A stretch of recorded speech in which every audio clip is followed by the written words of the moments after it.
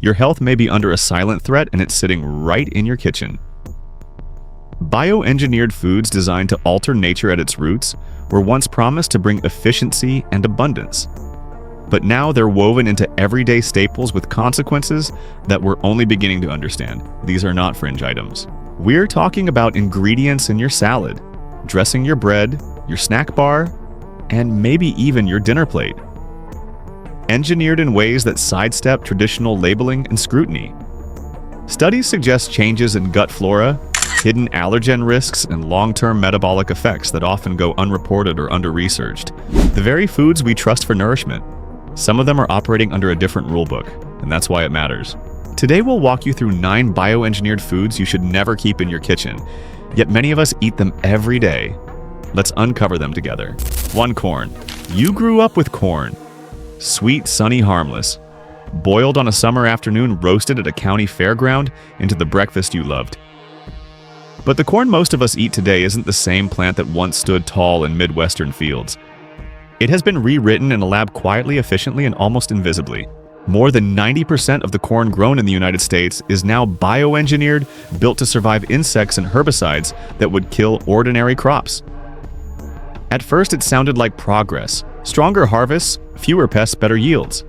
Yet somewhere between the promise and the plate corn, stopped being a simple grain and became a complex system. A product designed to serve factories more than families. You'll find it everywhere. In the syrup that sweetens your soda, in the starch that thickens your soup, in the oil that crisps your fries, even in the feed that fattens livestock before they reach your table. Corn's transformation has been so complete that it hides behind a dozen different names. Dextrose, maltodextrin, high fructose corn syrup, cornstarch, each one sounding harmless, even familiar. But behind that familiar taste lies an industry built on engineering rather than agriculture. The small contains a bioengineered ingredient label if it appears at all, states quietly on the back of a bottle or box. Under current U.S. law, if a corn ingredient has been refined so much that no trace of genetic material remains, companies don't have to mention it. So most products made with corn syrup or oil slip through the cracks legally invisible, nutritionally altered, and widely consumed. That matters more than it seems. Not because bioengineering is evil, but because we no longer know exactly what we're eating. Several independent reviews have shown that high intake of refined corn derivatives can disrupt gut microbiota, raise triglyceride levels, and contribute to metabolic strain in older adults. These aren't dramatic overnight effects they build, slowly changing how the body handles sugar fats and inflammation. For a generation already dealing with chronic conditions, those invisible shifts add up. The deeper concern isn't the gene inside the kernel, it's the system built around it. When most American corn is patented, sprayed, and sold through a handful of corporations, the seed of life itself becomes a commodity of control. Farmers who once saved kernels from last season now sign contracts to buy engineered seed every year. The landscape that used to feed communities now feeds supply chains producing sweeteners, fuel additives, and industrial feed rather than simple food. And on our side of the counter, we pay another price. The human body doesn't recognize marketing. It reacts to chemistry. The more our diet leans on refined corn syrups and starches, the more our metabolism adapts, spiking blood sugar faster, dulling insulin response, and pushing the liver to work harder. Over time, that can mean weight gain that resists diets, fatigue that feels ordinary, and inflammation that becomes constant background noise. We were never warned because the shift happened gradually. Labels changed quietly, flavors stayed the same, and the word corn kept its glow of innocence. The illusion was perfect, a comfort food that stopped being natural without changing its taste. So next time you pour syrup, open a snack bag, or taste that familiar sweetness, remember, it's not just flavor, it's design. A design that started with good intentions but drifted away from transparency. 2. Soybeans. If corn was engineered for sweetness, soy was engineered for survival. One became the taste of comfort, the other became the glue that holds the modern food system together. And somewhere along the way, soy stopped being just a humble bean and became one of the most quietly modified crops on Earth. It started with good intentions. In the early 1990s, scientists and seed companies promised a smarter way to farm. They designed soybeans that could survive herbicide sprays, specifically glyphosate, allowing farmers to kill weeds without harming the crop. It was efficient, predictable, and profitable. The result was the Roundup Ready soybean approved in the mid-90s and quickly adopted across the Midwest. Within a decade, bioengineered soy had become the backbone of U.S. agriculture. The goal sounded noble: fewer pesticides, higher yields, and food security for a growing population. For a while, it seemed to work. Farmers saw lower losses, fields stayed cleaner, and global demand for soy products exploded. From animal feed to salad dressings, from cooking oil to protein powder, soy quietly became one of the world's most traded ingredients. But progress has a way of reshaping itself. Over time, weeds developed resistance to the same herbicides soy was built to withstand. Farmers had to spray more, not less. Fields became dependent on a narrow set of chemicals, and patented seeds renewed each season. What began as a scientific fix for hunger evolved into a cycle of control, easy to manage, hard to escape. And that's where it reached us, the consumers. We started seeing soy everywhere, even when we didn't notice. It's in your chocolate bar, helping the ingredients stay smooth. It's in your stir-fry sauce, giving it that silky texture. It's in your bread, your plant-based milk, your vitamins, and your snacks. Most of it comes in the form of soybean oil or soy lecithin ingredients, refined so deeply that food companies don't have to mark them as bioengineered. It all looks clean, but it isn't simple. When soy is broken down and reassembled this many times, its nutritional character changes. The traditional forms tofu, miso tempeh balance natural proteins with enzymes and fermentation that help digestion. But the refined versions, stripped of those natural buffers, behave differently inside the body. Research in recent years has linked overconsumption of processed soy to subtle hormonal effects, especially in people with thyroid sensitivity or existing metabolic stress. Scientists still debate the scale of risk, but the direction of concern remains steady: too much too often and too artificial. Even the soil has changed. Continuous planting of engineered soy depletes biodiversity, leaving fields vulnerable to drought and disease. Residues from herbicide use leach into surrounding waterways, and small farms struggle to compete with industrial contracts that demand uniform seed strains. What was once a symbol of agricultural strength has turned into a story of dependence between farmers, corporations, and chemistry. Nutrition experts now offer a balanced warning. They're not against soy itself, only against its industrial shadow. The message is simple: traditional soy can nourish, processed soy can mislead.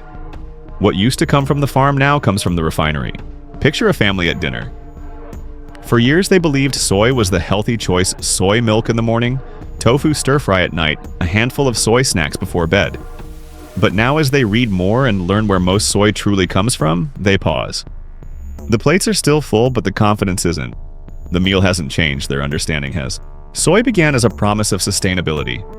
Today, it stands as a mirror for our food system, showing how good ideas can drift when profit outweighs purpose. Canola. What really happens between a bright yellow flower and that golden oil sitting on your kitchen shelf? Canola's story isn't about farms or fields anymore, it's about what happens after the harvest. The journey from seed to bottle is no longer natural. It's engineered, refined, and reconstructed to look perfect even when it's not. Almost all canola grown in North America today is bioengineered. The seeds are built to resist herbicides and deliver maximum yield. On paper, that sounds efficient. In practice, it's a system built for industry and profit, not for people. Once harvested, the seeds are crushed into a dense, dark paste and sent into massive extraction tanks. To pull out every drop of oil, manufacturers rely on intense pressure and chemical solvents, usually hexane, a process that leaves behind residues barely discussed on labels. The crude oil that comes out isn't golden or pure. It's brownish, heavy, and strong-smelling. From there, it undergoes industrial transformation. Degumming removes sticky natural substances. Bleaching strips away color and cloudiness. And deodorizing at very high heat erases odor and character. What remains is a clear, thin liquid that looks like health but has lost its original life. Each stage is designed to make the product easier to sell. Degumming helps it move through pipelines without clogging. Bleaching makes it look fresh for months. Deodorizing removes any trace of the plant it came from. These are brilliant engineering achievements, but every fix takes something away. During refining, natural antioxidants such as vitamin E and fragile omega-3 fats are destroyed. The oil's faint nutty aroma disappears, replaced by a silence that suits marketing better than nutrition. What was once a natural ingredient becomes a commodity built for durability, not for nourishment. For the average kitchen, that durability feels comforting. Canola doesn't smoke as easily as olive oil. It fries evenly and leaves little residue. It's cheap and dependable. But those same qualities reveal the cost of convenience. Natural oils change with heat because they are alive. They brown foam and carry flavor. When an oil doesn't move, doesn't darken, doesn't smell of anything, it's not purity, it's absence. Doctors and nutrition experts keep repeating that the issue isn't poison, but proportion. The more an oil is stripped down and reheated, the more its fat profile shifts. High-temperature refining wipes out beneficial omega-3s and leaves an excess of omega-6s, a quiet imbalance that encourages inflammation. Over years of daily use, that imbalance may influence blood lipids, raise arterial stiffness, and dull the body's natural metabolic rhythm. You won't feel it in a day, but it accumulates, slowly shaping how the body handles fat and energy. Now compare that to genuine cold-pressed canola produced mechanically without solvents. It carries a soft golden hue, a light aroma, and a touch of warmth on the tongue. Signs of natural compounds still present. It spoils faster because it's alive. Industrial canola, on the other hand, smells of nothing, lasts forever, and costs less. The sensory loss mirrors the nutritional one. In chasing stability, we traded away integrity. So what should you do? Don't fear the oil, but don't worship it either. If a bottle claims to be heart-healthy, turn it around and look for clues: cold-pressed, expeller-pressed, or non-GMO. Use canola sparingly for quick frying, but rely on olive avocado or even traditional fats like butter or ghee for richer meals. Rotate, don't repeat. That's the quiet rule of balance. The next time you watch that golden layer shimmer under the light, remember clarity is not the same as purity. What looks perfect often hides the cost of being engineered. And if canola was made to look pure, then sugar was made to taste innocent, and that illusion runs even deeper. 4 sugar beets. Over 90% of all sugar beets grown in the United States are genetically engineered to resist herbicides. That single fact now defines more than half of the sugar Americans eat each year, not from sugarcane fields swaying under tropical sun, but from industrial beet rows sprayed, sliced, and refined beyond recognition. Sugar beets were never meant to be glamorous. Their earthy roots, pale and heavy, turned valuable only after technology found a way to squeeze sweetness from their flesh. But bioengineering took that old method and pushed it into overdrive. Instead of traditional crossbreeding or selective farming, seed developers rewrote the beet's DNA to withstand heavy herbicide use, ensuring weed control and predictable yields. On paper, it meant efficiency. In the field, it meant dependence on modified seeds on chemical sprays on the same few corporations that own both. Once harvested, the process becomes almost mechanical. The beets are washed in large rotating drums, sliced into thin ribbons, and boiled in a chemical solution that extracts their sucrose. What remains is filtered, crystallized, and bleached until every trace of soil plant or gene is gone. The end product looks perfect, white, dry, and crystalline. The label says sugar. It doesn't mention beet bioengineered or chemically refined. And under current rules, it doesn't have to. In taste, beet sugar is almost identical to cane sugar. Your tongue can't tell the difference, but your body might. Studies show that heavily refined beet sugar can produce sharper insulin spikes than cane sugar, and is more likely to be used in processed foods that pair sweetness with saturated fats. The combination quietly stresses the liver and promotes inflammation over time. For older adults already managing cholesterol or blood pressure, that slow strain matters. There's another layer to this story, the sensory one. Cane sugar, even after refining, still carries trace minerals like calcium and potassium, and a faint golden tone from the cane itself. Beet sugar, stripped and bleached, loses all natural color and aroma. It dissolves faster in drinks and baked goods, which makes it ideal for large-scale production. In other words, beet sugar wasn't engineered to make your food taste better. It was engineered to make it cheaper and easier to process. The flavor of profit is consistency. Behind that consistency lies a quiet trade-off. Large-scale beet production depends on herbicide-tolerant seeds and routine chemical use, which leach into soil and water systems in regions like Minnesota, Idaho, and North Dakota. Communities around those farms rarely connect health symptoms to the fields outside their windows, but the connection exists. Over-reliance on a single engineered crop doesn't just reshape farming, it reshapes ecosystems from the microbes in soil to the bacteria in our gut. Yet it's not about fear, it's about clarity. Bioengineering isn't evil, but invisibility is. The problem begins when the product looks too perfect to question. We stopped asking where sugar comes from because sweetness feels innocent. But innocence fades when you realize that what looks clean may be the most industrial food on the shelf. So what now? You don't need to give up sugar entirely, you just need to know which kind you're using. When the label only says sugar, assume it's beet. Look instead for pure cane, sugar, raw sugar, or organic sugar, words that usually signal simpler sourcing and less chemical interference. And when you can replace part of that sweetness with honey maple syrup or fruit ingredients that still remember where they came from. The goal isn't to erase sweetness from your life, it's to bring it back to its roots where sugar was something grown, not engineered. Papaya. Apart from everything you've heard so far, papaya tells a more bitter story about science and food. In the early 1990s, a disease called papaya ring spot virus began sweeping through Hawaii's orchards. What started as faint yellow circles on the fruit's skin turned into a slow catastrophe. Within a few years, more than half of all papaya trees on the islands were gone, their leaves curled, trunks scarred, and fruits deformed beyond sale. For small farmers, it wasn't just loss, it was the end of a way of life. When no pesticide or pruning worked, scientists tried something radical. Researchers at the University of Hawaii and Cornell inserted a small, harmless fragment of the virus's genetic code into papaya plants, training them to recognize and block infection. The first engineered varieties, Rainbow and Sunup, were planted in 1998. Yields rebounded almost immediately, exports resumed, and a near-extinct fruit was reborn. For a moment, it felt like science had saved nature at the last second. But time softened the celebration. The very rescue that protected papaya also narrowed it. As global markets demanded more, farmers kept replanting the same resistant line. Cross-pollination blurred boundaries. Wild and traditional trees slowly disappeared. The bioengineered papaya became the standard, not the exception. What once stood for diversity turned into uniform perfection. Today, nearly every papaya sold in the United States, and almost every fruit grown across Hawaii, is a descendant of that modified seed. On the outside, it looks the same: glossy skin, bright orange flesh, neat shape. Yet something subtler has changed. The fragrance is lighter, the sweetness more even, the texture firmer. The fruit that once ripened with personality now ripens with precision. You can taste the success, but not the story behind it.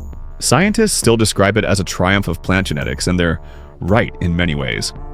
Without that modification, papaya might have vanished from markets altogether.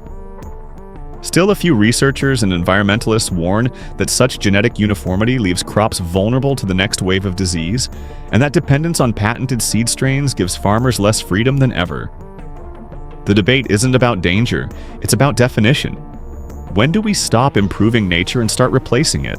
Perhaps this is what adaptation looks like in the modern age. The papaya we eat now is safe, plentiful, and reliable.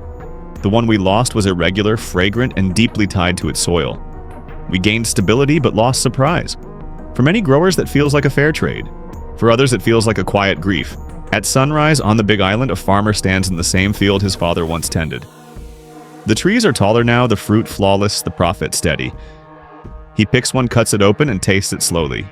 It's good, clean, sweet, almost perfect. He nods, half smiling, half remembering. The farm survived, the fruit survived, but the old taste, the one his father used to brag about, belongs to a world that no longer exists. Sick squash. That big glossy squash on your counter looks healthy, almost perfect. But don't fall for it just yet. Inside that brightness hides a story far more complicated than it seems. What you're looking at might not be what you think it is. Because for nearly 3 decades, the summer squash, that gentle, unassuming symbol of home gardens, has quietly split in two, one natural, one engineered, and no one can truly tell which is which. Since 1995, part of the U.S. summer squash family, including zucchini and yellow crookneck, has been bioengineered to resist viral infections like zucchini yellow mosaic virus and watermelon mosaic virus. These diseases once made entire fields collapse, their leaves curling their fruits mottled and unmarketable. So scientists stepped in. By inserting a small fragment of viral DNA into the squash's own genes, they built a plant that could never get sick from those viruses again. Farmers loved it no more, ruined harvests, no more risky seasons. But no one told the shopper standing in front of the produce aisle that the squash had quietly changed. You can't spot the difference. The engineered and the natural grow side by side in the same fields, sold in the same bins, cooked in the same pans. They share the same glossy skin, the same delicate ridges, the same promise of freshness. The only time you might sense something off is when you slice it open. The flesh is firmer, less fragrant, the flavor flatter. And by then it's already in your dinner. That's what makes squash different from papaya or corn. It never had a crisis to announce its transformation. There was no headline, no scientific rescue mission. The modification entered quietly through commercial seed catalogs, marketed not as innovation but as convenience. Over time, those virus-resistant strains became the default. Traditional seeds disappeared from stores, replaced by hybrids that guaranteed uniformity. Cross-pollination spread the engineered genes to nearby crops, and within a few growing cycles, the wild squash lost its genetic individuality. The change wasn't visible, but it was complete. For farmers, it was a relief. Fewer losses meant steadier income. For distributors, it was perfection, a vegetable that looked the same in every shipment, every season. But for the rest of us, the ones who believed that the food in our gardens still belonged to nature, something subtle slipped away. Diversity, surprise, that small imperfection that once gave each harvest its own signature taste. The health issue here isn't about DNA or danger, it's about what surrounds the process. Fields of identical plants attract the same pests year after year, forcing heavier chemical control. The vegetables last longer but lose vitality. Long cold storage and repeated handling dull the enzymes that help digestion and reduce inflammation naturally. So it's not an allergy or poison that creeps in, it's fatigue. The kind that doesn't hit overnight, but shows up in small ways. Meals that feel heavier, digestion that feels slower, and flavor that feels muted.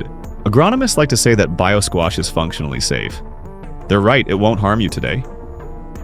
But what they rarely say is that safety isn't the same as balance. Nature's strength comes from variety, and every time a single strain dominates, resilience fades a little more. So when you pick up that perfect-looking squash, remember that the easiest beauty often hides the hardest truth. Maybe you'll taste it tonight, or maybe you never will. But someday when every squash tastes exactly the same, you'll realize the garden didn't disappear. It just stopped being alive. 7 potatoes. Golden fries, creamy mash, roasted wedges, the potato feels pure, almost untouchable. It's comfort on a plate, the taste of childhood dinners and quiet Sunday nights. But that familiar food has quietly changed. The potatoes most Americans eat today are not quite the same ones their grandparents peeled and boiled. Beneath that simple skin lies one of the most re-engineered foods in the modern diet.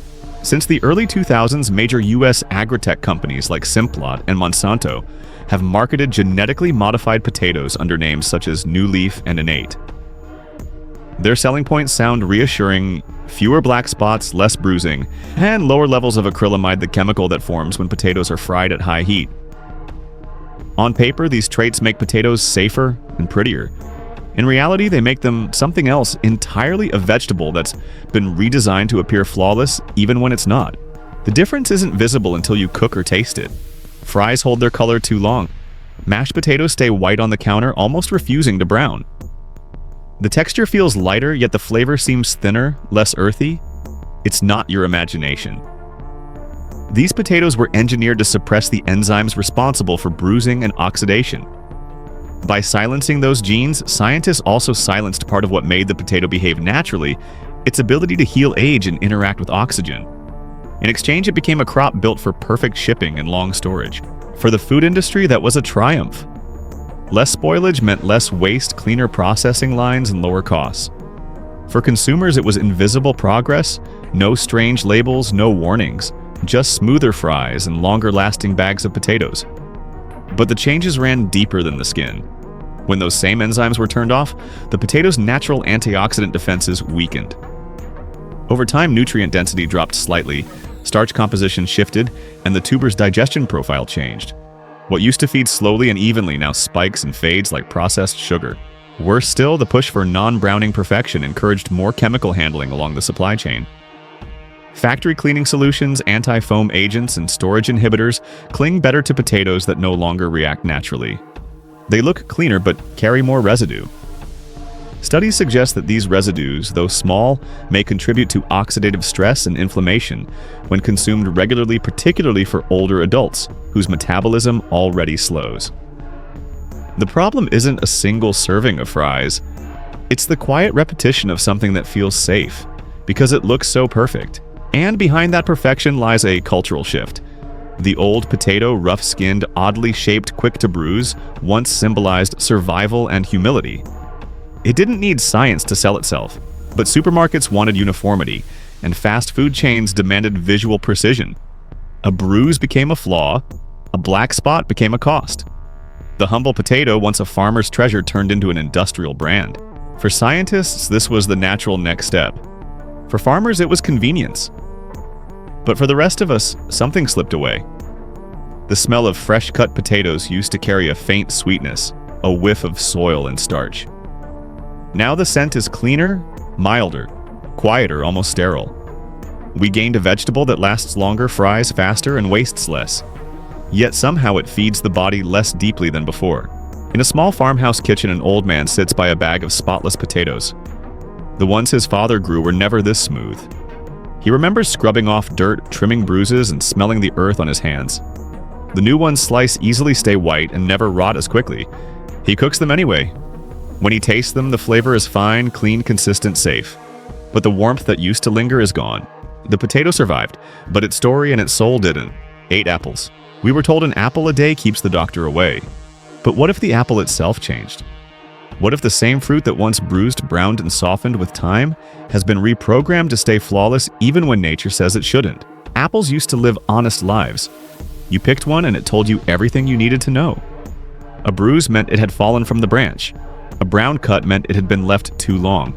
A soft spot meant it was near the end of its sweetness. But in today's markets, the apple you bite into might not tell the truth anymore.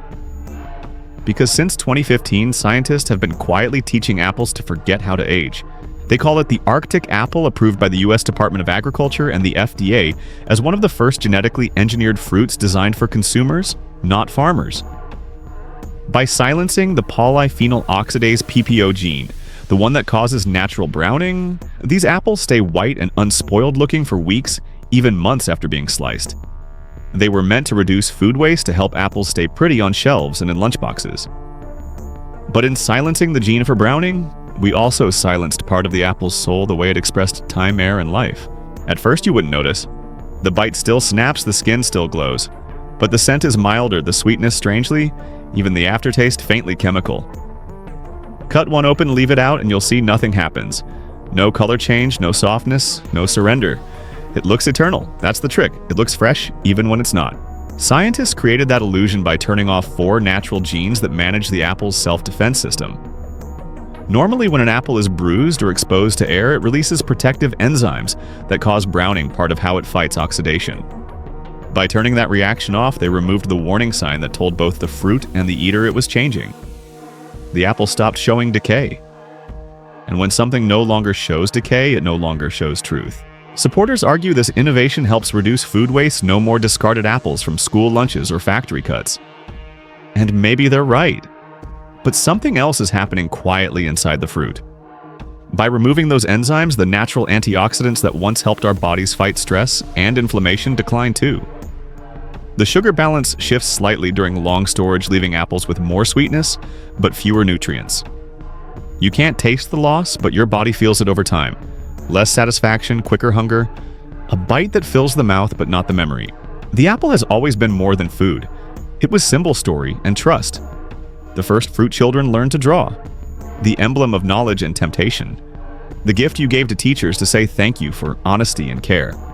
Somewhere between those meanings, we made a version that refuses to show imperfection, and in doing so, we taught our food to lie politely. In stores now, most prepackaged apple slices, the ones you find in fast food meals or vending machines, come from these engineered Arctic lines. They stay perfect white and quiet.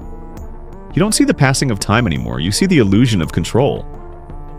Maybe that's what people wanted: a fruit that doesn't embarrass them, doesn't bruise, doesn't age. Early one morning, a mother packs lunch for her child. She opens a small plastic bag filled with perfect white apple slices. They look as fresh at dawn as they will at noon. She smiles, thinking it means purity. But the apple no longer browns, no longer shows time, no longer whispers, "I was once alive." And maybe that's the saddest part. We didn't just change the apple, we changed what we expect nature to be. 9 salmon. Let's end this video with my own story. I used to trust salmon. It felt safe, rich, red, and alive. The kind of food that made you feel virtuous just by eating it. I didn't question where it came from or how it grew. Maybe I didn't want to know. In the supermarket, it still glows under perfect white light. Thick, flawless fillets laid out like jewels. You pick one up and think of rivers, cold water, clean strength. But then you notice something. It doesn't smell like the sea anymore. It smells like nothing. No salt, no wind, no story, just chill and silence. That's when I learned the truth.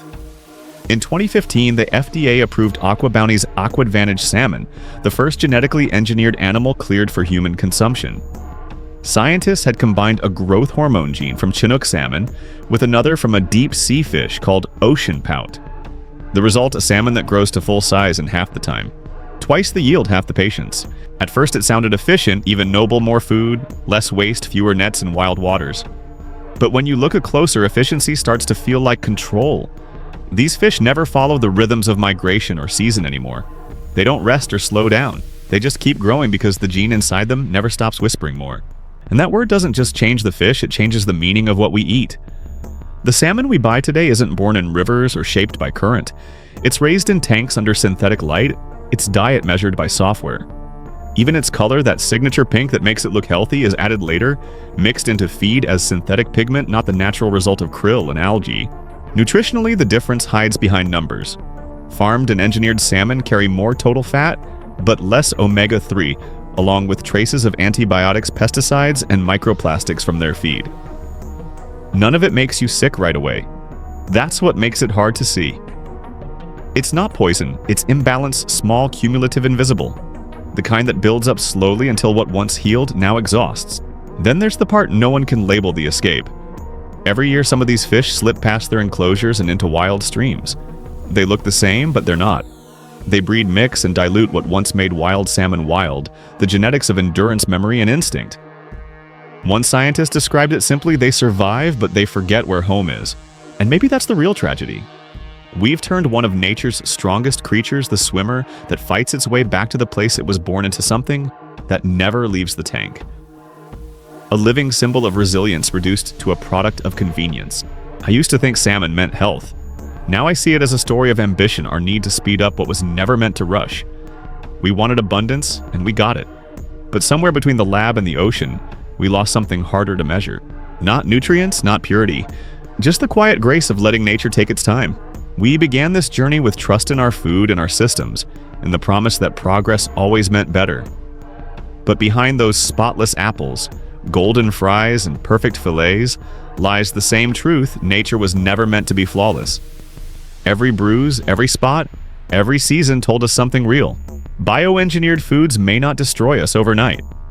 They were built with intention to reduce waste, to feed more, to last longer. But in chasing perfection, we risk forgetting what real food should feel like: the weight of soil, the scent of time, the quiet comfort of imperfection. The answer isn't fear, it's awareness. Look closer, buy slower, ask where your food comes from. Because the most powerful ingredient in any meal isn't what's on your plate, it's the care behind it.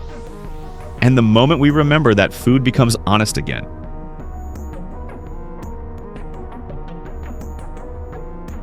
This video does not promote division within the United States or encourage segregation. All content is presented for the purpose of exploration, analysis, and fostering discussion based on current events, public sentiment, and social trends. We fully respect the United States Constitution and all federal regulations. If today's analysis made you think, drop a comment so we can keep the conversations going. And don't forget to like, subscribe, and hit the bell so you will never miss our next independent deep dive.